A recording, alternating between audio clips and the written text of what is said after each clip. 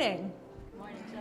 And welcome to UUCC, the Unitarian Universalist Church of Canandaigua. We are a group of spiritual free thinkers who gather to celebrate life, build community, and better the world. Wherever you are in your spiritual journey, you are welcome here. I'm Jill Poremba, your worship associate for this morning, and our service will be led by Carrie Graff. Welcome back, and thank you to Scott Wright for providing music for us this summer. This service is also being live streamed to our YouTube channel. We plan to continue with hybrid worship services, so you can join us each week here in person, on Zoom, or later on YouTube. If this is your first visit, welcome. We invite you to sign the visitor's book in the entryway. And whether it's your first visit or your 1000th, we are glad that you came. To help us connect better with our friends watching at home, please turn around and give a wave to the camera. At the end of the service, we will invite our friends on Zoom to turn on their cameras and return the wave. I have a few announcements to share with you today. If you have a joy or a sorrow, please fill out the card on or near your chair. We invite you to bring them forward and place them in the basket after Scott rings the chimes and begins to play. You can also come forward to drop a pebble in the water if you have a joy or sorrow that you would prefer not to share. Scam emails have been sent out from addresses resembling Reverend Cindy and Bill Mell's email addresses. They will never contact you by email to ask for gift cards or other forms of money transfer. If you get a suspicious email and aren't sure, you can ask the admin at uucc@rochester.rr.com. We're partnering with our sister UU churches in Rochester to offer Side with Love t-shirts. They're for sale at cost. Great for wearing to rallies, protests, and parades. These 100% cotton shirts reflect our values and promote awareness about our faith communities. Shirts are $15 and available in sizes ranging from small to 4XL. The design on the back is being updated to include all 3 local UU churches. To place an order, register by clicking the link in the announcements and pay by credit card for your shirt. Orders must be placed by today, with delivery to our church scheduled for early September. For questions, please contact Sue Ames at First Unitarian Church at samesrn@gmail.com. The t-shirts are marigold color with all 3 church logos on the back. Many of you may remember former member Gigi Horwood Benton. There will be a celebration of life for her husband, Tom Benton, on Saturday, August 30th at 1 p.m. at May Memorial Unitarian Universalist Society, 3800 E. Genesee Street in Syracuse, New York. You can find a link with more information and contact information for Tom's daughter on the announcement page hanging in the back or copied into the chat. Save the date for Sunday, September 28th from 10 a.m. to 12 p.m. for this year's Social and Environmental Justice Kickoff. Please read Social Change Now, A Guide for Reflection and Connection by Deepa Iyer. Copies are available from the UUA bookstore in Spirit. Are there any other announcements for the good of the community?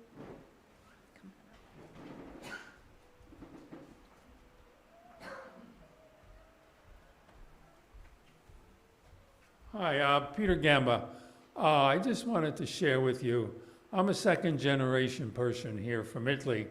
My grandparents came here in 1900 as children from Italy. And as I look at what's going on with the immigration, it breaks my heart. And so I'm encouraging people to share where they came from with other people so other people would know that, probably 99% of us didn't have families who were born or grew up in this part of the world. And if there's any kind of group, I know that our social justice group and other groups are getting together to help these people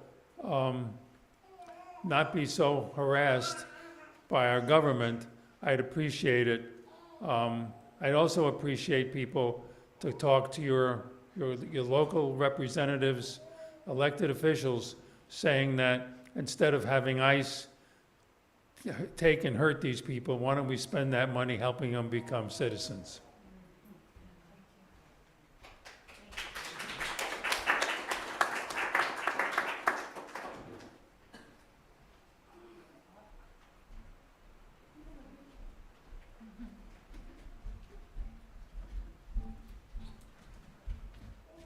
Just a reminder on behalf of the fundraising committee to start making your handmade goods for our sale that will start in around Thanksgiving.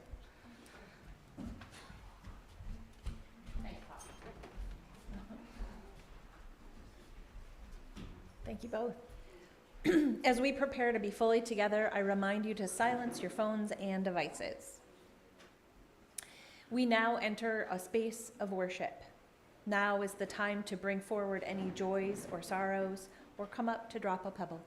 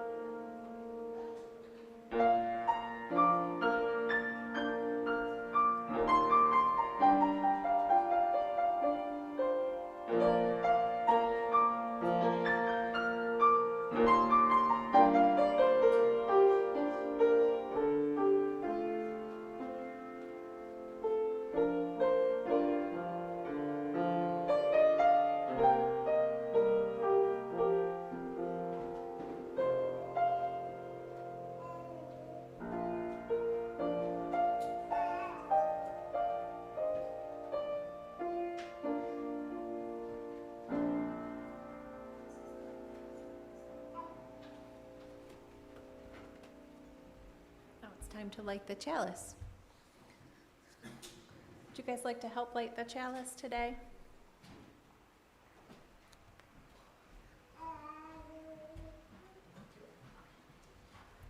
I invite you to join with me in our chalice lighting words as the flame is lit.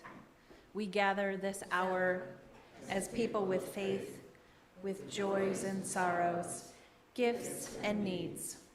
We light this beacon of hope, sign of our quest for truth and meaning in celebration of the life we share together.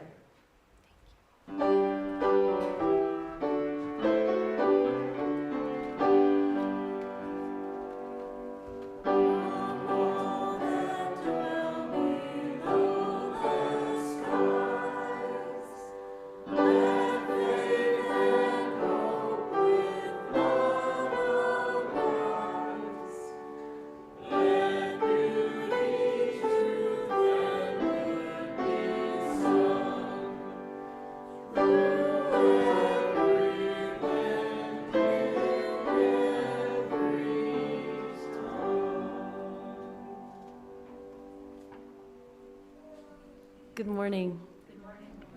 This morning, as we come together, I'd like to share with you these words from Marilyn Sewell. Come into the circle of love and justice. Come into this community where we can dream and believe in those dreams. Come into this holy space where we remember who we are and how we want to live. Come now and let us worship together.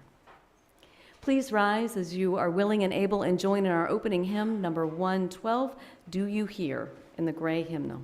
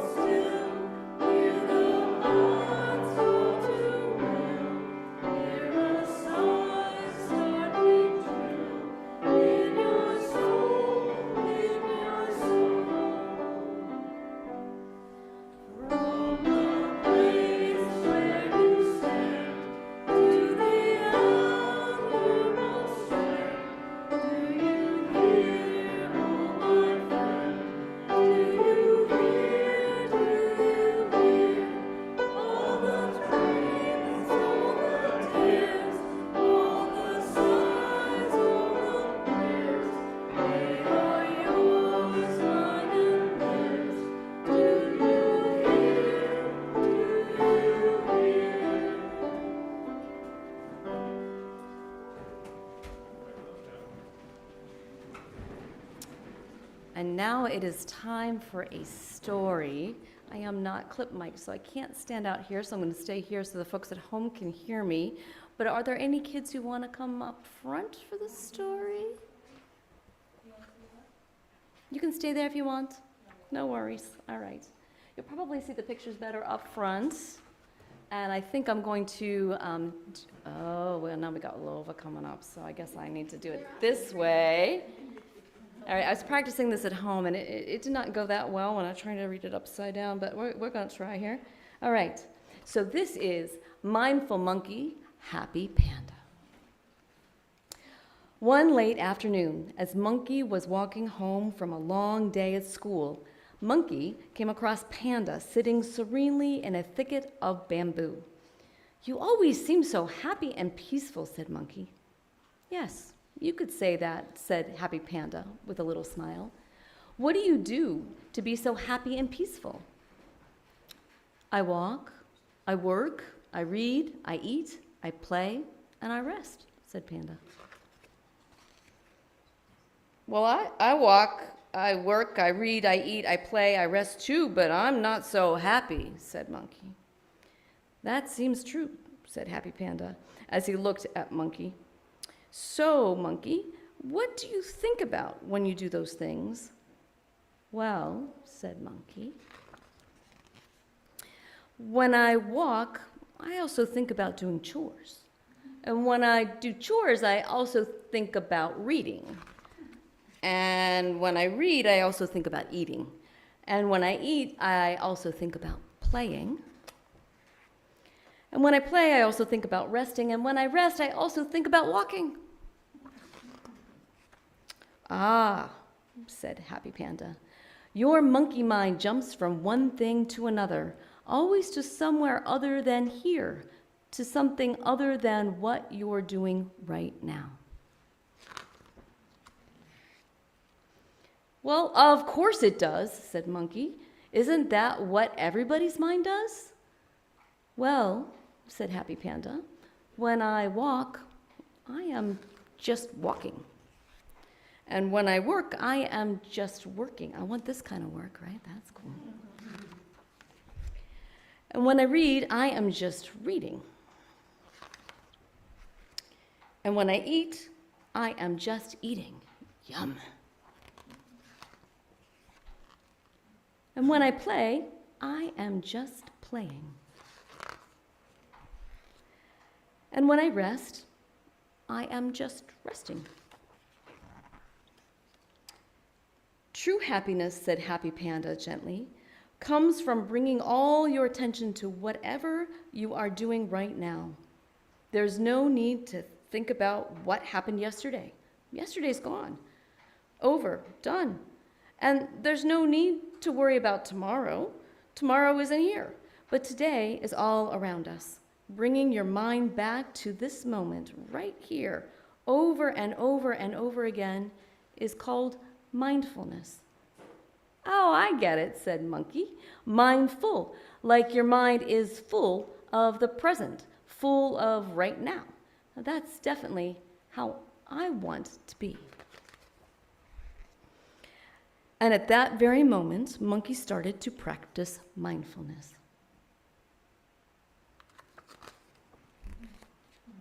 How about you?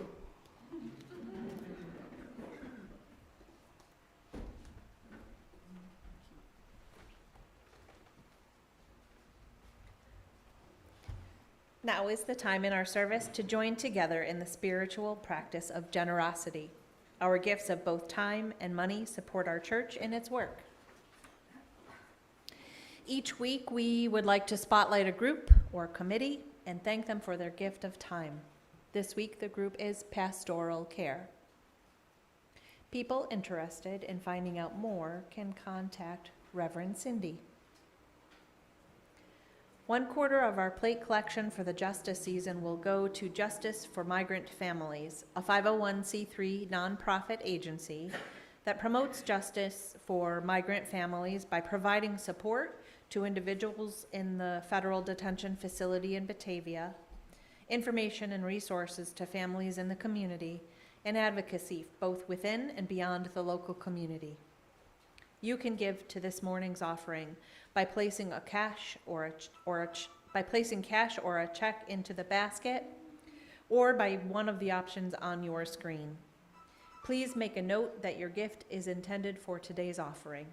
We now gratefully accept the offering.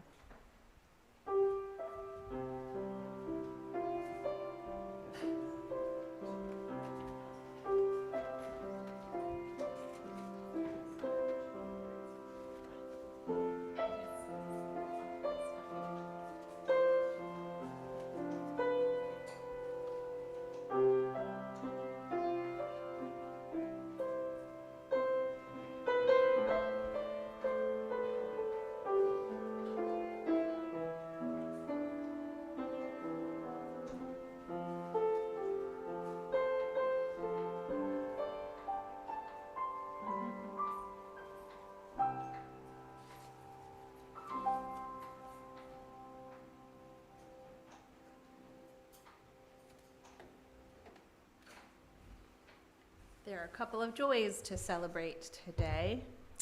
The first one is from Melissa and Lova. We had a great visit with my dad, Uncle Ken, Aunt Laura, and it was wonderful seeing my sister Andrea and her husband Gavin. And another from Lova. Lova had a great time at Poppy's birthday party.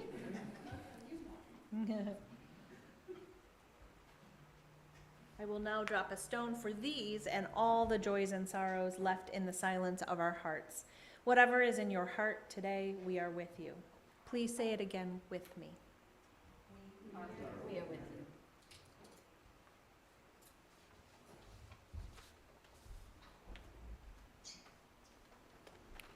And now it's time for our responsive reading, which should be up on the screen. Looks like it is. We are the promises we make to one another. We will recognize the inherent value of each person.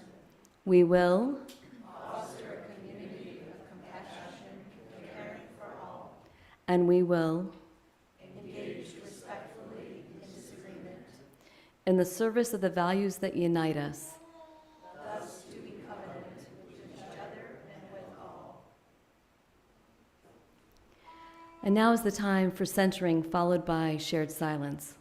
Of course, by shared silence, we mean the absence of grown-ups talking to one another, but we love to hear all of the mumblings of Lova back there. So let's all get comfortable in our seats. Maybe the children among us would like to lie down on the comfy rug, or not. And wherever you are, let your breathing slow down, your eyes perhaps fall closed, and take a few minutes to just be. Take a nice, slow, deep breath in. Right down into your belly, feel it expand, and softly let that go. May the silence we hold together continue to bring peace to our hearts.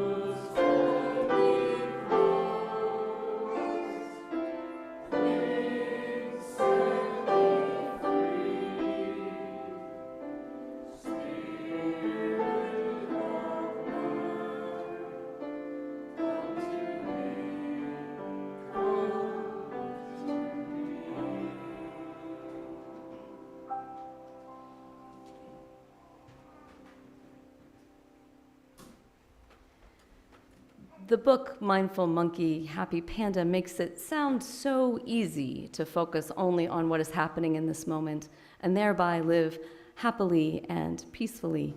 I mean, once Monkey understood what was making him unhappy, was thinking about things that he was not doing at the moment, he seemed to instantly be able to change how his brain worked. If only it were that easy. I work on mindfulness daily, and yet I have been so irritable the past few weeks. Just ask my partner, Terrell. I have felt scattered, unfocused, and overwhelmed. I, like many people, find calmness by making a plan and getting done. Damn it. But right now, there is so much coming at me and so many unknowns that I reached my breaking point and became Miss Grumpy Pants.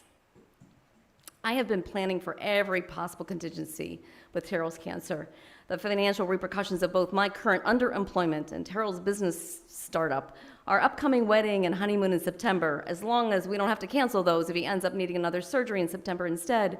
Then there's the ongoing saga of my elderly mother, who is now in assisted living, and her condo is cleaned out and sold, but she is absolutely miserable with her new, very limited reality and complains about pretty much everything. There's more, but you get the gist. The truth is, we have very little control over much of what happens in our lives, and making contingency plans for whatever happens and working hard to prepare for those possibilities helps us cope with stress up to a certain point until it actually starts becoming part of the problem. And that's where I had gotten.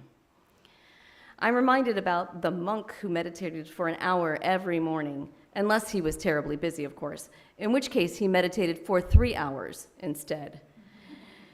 I have been doing a short morning meditation, but I definitely needed to ramp things up. I needed to lean less into planning and doing as a way of coping and more into meditative techniques to help me sit in the mud with it all. As I work to do that, I also have to be cognizant of using meditation techniques that will work for me personally. One of the many things that I love about my partner and soon-to-be husband Terrell is that he is not religious in the typical sense, but has had a daily personal spiritual practice that started long before we met.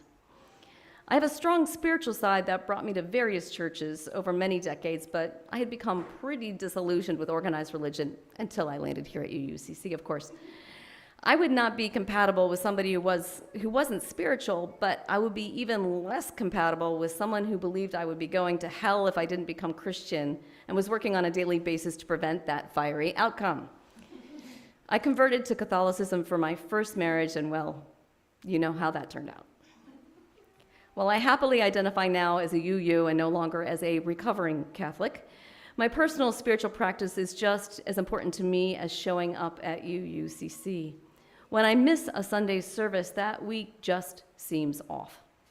But I feel the same about any day that doesn't start with a bit of meditation and spiritual time.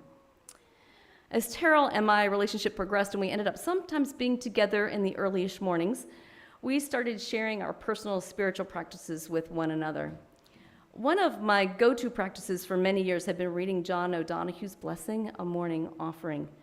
And as part of my practice, I'd recite it twice out loud with 1 minute or so pause after each reading to focus on the breath and let the words settle in. And if you don't mind, I'd like to do that with all of you this morning before we move on.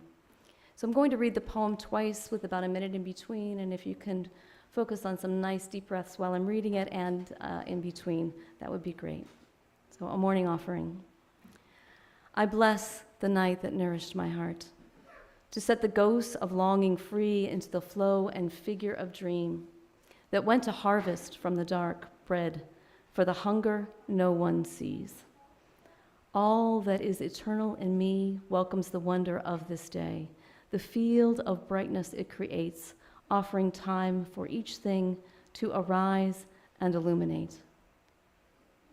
I place on the altar of dawn the quiet loyalty of breath, the tent of thought where I shelter, waves of desire I am sure to, and all beauty drawn to the eye. May my mind come alive today to the invisible geography that invites me to new frontiers, to break the dead shell of yesterdays, to risk being disturbed and changed. May I have the courage today to live the life that I would love, to postpone my dream no longer, but do at last what I came here for, and waste my heart on fear no more.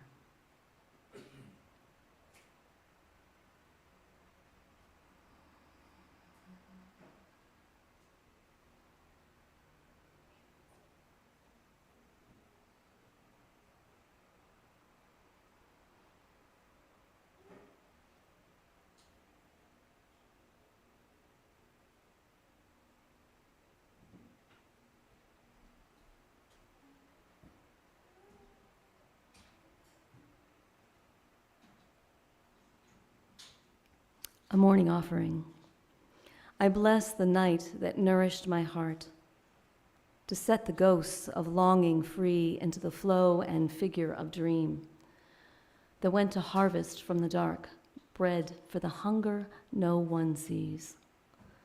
All that is eternal in me welcomes the wonder of this day, the field of brightness it creates, offering time for each thing to arise and illuminate.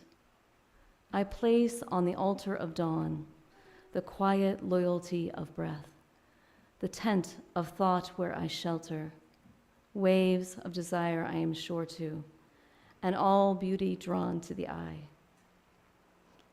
May my mind come alive today to the invisible geography that invites me to new frontiers, to break the dead shell of yesterdays, to risk being disturbed and changed. May I have the courage today to live the life that I would love, to postpone my dream no longer, but do at last what I came here for, and waste my heart on fear no more.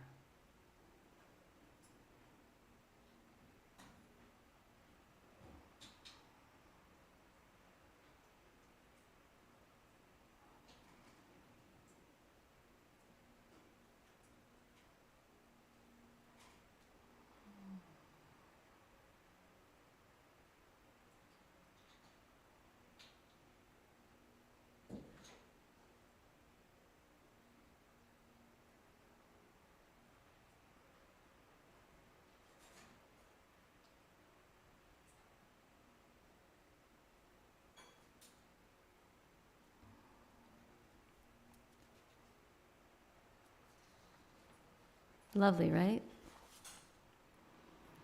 I used that blessing in my morning practice for years, and I still return to it occasionally, especially when I'm contemplating making a change that scares me, because it has that last stanza about having the courage today to live the life that I would love. But by the time Terrell and I started getting serious, I wasn't using it every day like I did when I was going through my divorce and changing jobs. Instead, I was listening to Dermot Whalen's guided morning meditation. Dermot is a morning radio personality and stand-up comedian from Dublin, Ireland. And I won't pretend that his lovely Irish accent and melodious voice weren't at least part of why I listen to his guided meditation every morning.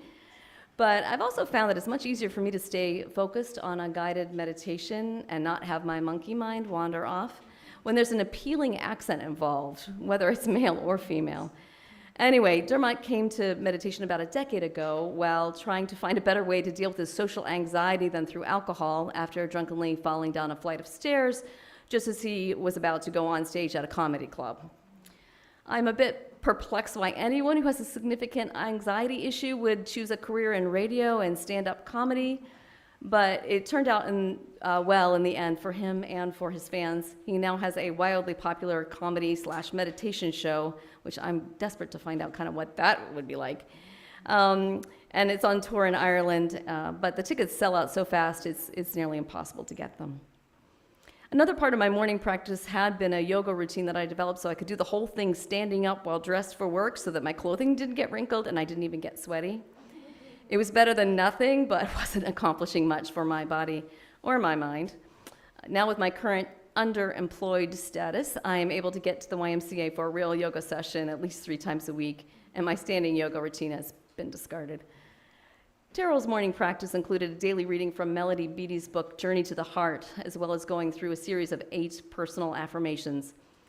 The readings, which she shares with me occasionally, felt like messages from the universe, and I would try to focus on that reading as I moved through my day. This is the one from August 13th, the day I was writing this part of the sermon. Come back to center. Come back to center, that place in you that is still, calm, quiet, and connected. Your center is a place you can trust. It connects the body, mind, heart, and soul. It connects truth, your inner voice, and the divine. Your best work comes from there. Your most loving times come from there. Your insights, awarenesses, and guidance come from being there at that place. Your best decisions and finest moments come from that place. Your center is a place that is quietly confident, unassuming, spontaneous, and free. It is gentle and kind, but it has the power to defend instinctively against attack. Your center is a place that is naturally joyful and at peace. It is accepting, non-judgmental, and it channels the voice of your heart. It knows perfect timing. It knows the rhythm of the universe, the call of all creation, and it delights in its connection to the rhythm. If you must leave your center to learn a lesson, feel a feeling, or experience something new, do that. Take all the side trips you are called to, but come back to your center when you're done. And go to your center first, before you go anywhere else. It's also lovely, right? I've asked Terrell to share these now with me daily as an addition to my personal practice. We haven't actually started doing that yet, but we're going to, right? So I really do love them. Okay, but then there are his daily affirmations. Some were quite a stretch for me. And while I mentally grasped the concept of using affirmations to manifest what you desire, I'm not at all sure that manifesting is an actual thing. And while the affirmation of, I see the gift in everything and I'm grateful for it, resonates with me, some affirmations made me immediately start arguing or judging myself. When I'd say, every day I become a better version of myself, or I am eating and exercising to keep my body fit and healthy, it was immediately followed by, come on, girl, you know that's not true. Yesterday you were super cranky, you didn't work out, you ate like crap, and you didn't even call your mother. His mantra, wealth and abundance are flowing to me, made me think about the ridiculous amounts of money I've spent in the last year on various, mostly necessary projects at my 105-year-old house. I still think of the house as a sanctuary, but lately it has felt more like a money pit. The mantra, wealth and abundance are flowing to me, might also fuel feelings of shame about being selfish. Shouldn't I be happy with all that I have already? Honestly, I try not to buy anything I don't absolutely need or really, really love, because it feels like the more I buy, the more I want. Buying seems to aggravate my consumption itch, not satisfy it. Maybe some of the rest of you can identify with that feeling as well. Anyway, as we spent more mornings together, Terrell and I have adapted our spiritual practices to one another. Terrell does his affirmations on his own, and I don't do affirmations at all. Affirmations just aren't something I want to incorporate in my personal practice, and I really appreciate the fact that I'm no longer trash-talking myself on a daily basis. Terrell, on the other hand, objected to the fact that Dermot Whalen talks way too much during his guided meditation, distracting him from actually meditating, which was the purpose in the first place. Initially, I thought Terrell was just jealous of the guy's beautiful accent, but once he brought to my attention that Dermot talks pretty much continuously during the meditation, I could definitely see his point. Now, we don't listen to Dermot's guided morning meditation, but we run through its basic format silently together. Okay, we don't do it together when Terrell wakes up at 4:30 in the morning. I got my limits. But we both do it every morning, either together or individually. Dermot's morning meditation starts by focusing on our breath, mentally following in and out for about 5 minutes. And then he takes the next 5 minutes asking a series of 3 questions to help us go deeper. The first question is, who am I? Who am I when all the roles I play are taken away and there is no reference of myself to someone or something else? Now, we don't have to actually come up with an answer to that question. We just have to sit with it, and it reminds us that we are human beings, not human doings, and that we have intrinsic worth that is not associated with what we do for or our relationship to others. The second question is, how do I want to feel today? And the answer to this one has really changed over time for me. Initially, I would pick something very particular to that day. For instance, if I had a presentation to give that day, I would choose something like, I want to feel confident, or I want to feel calm. Terrell has long landed on wanting to feel both grateful and hopeful, and I love those. The wonderful thing about those choices is that they are applicable to most situations. Applied to my presentation day example above, for instance, I might be grateful for the opportunity to speak and hopeful that it will be helpful to the people who are listening. as well as helpful to growing my business. I like the fact that it looked both backward and forward, grateful for all that has come before that has resulted in me being where I am, even if what landed me here is a whole lot of misery of one sort or another, and hopeful for something better in the future. In light of everything that is wrong with our lives and our world and how hopeless it often feels to make even the smallest dent in making things better, I feel it is important to at least want to feel hopeful, lest we just give up and crawl back into bed for the day. So I adopted grateful and hopeful is how I want to feel for each day, most days, and added one more. Looking behind, grateful, and then looking forward, hopeful, left out the here and now. And if I could be fully present, fully mindful in just this instant, how did I want to feel?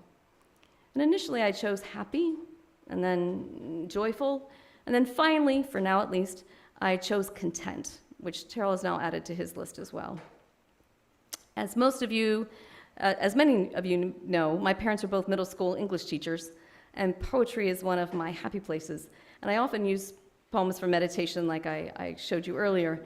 I would like to share 3 very short poems, one each on grateful, hopeful, and content. They're very short, and I'll only read each one once with no breathing afterwards. Well, you can keep breathing, but you know what I mean.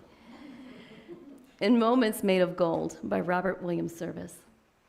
In gentle whispers of the past and joyful memories meant to last, I'll carry forth with gratitude for every minute, every mood. In fleeting seconds, time stands still. A moment shared is a heart's sweet thrill. For laughter, tears, and dreams we chase, I hold these treasures time can't erase. Hope is the Thing with Feathers by Emily Dickinson. Hope is the thing with feathers that perches in the soul and sings the tune without the words and never stops at all. And sweetest in the gale is heard, and sore must be the storm that could abash the little bird that kept so many warm. I've heard it in the chillest land and on the strangest sea, yet never in extremity has it asked a crumb of me. And the last one, content, and this poet is unknown. My heart is so full of the blue of the sky and the green of the leaves and the summer's glad cry, so full of rose petals all dewy and cool, and of the deep peace of a quiet wood's pool, so full of a waterfall mistily sweet, that with all else excluded, this day is complete. The third and final question in Dermot's morning meditation is, what is my intention for today? It might be something specific on your to-do list, like making headway on writing the sermon you have to give in just a few days. Or it might be a way you want to interact with the world, like wanting to have a positive interaction with each person you come into contact with that day. Well, I do miss Dermot's voice at times. I've found that this last question is much better answered without the guided meditation, because that guide just does not give me enough time to make up my mind about my intention before he wants me to take a big breath in and out to seal it. So I'm going to invite you all to close your eyes now and pick an intention for yourself for today. Something you want to do or a way you would like to be in the world.